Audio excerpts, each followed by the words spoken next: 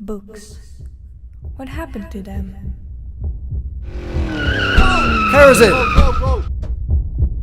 The books say nothing. They're about non-existent people, figments of imagination. Do you ever read any books you burn? That's against the law. War may be declared any hour. This country stands ready to defend it.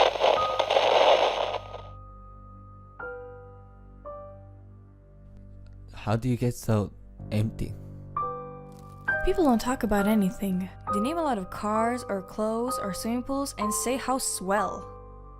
They are my family. They tell me things and they laugh.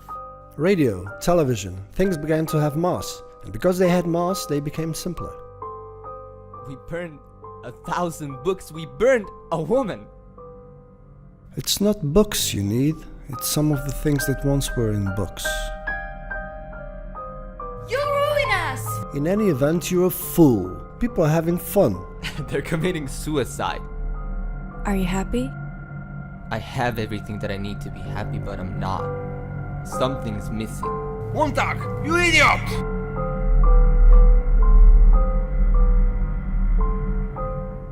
Those who don't build must burn.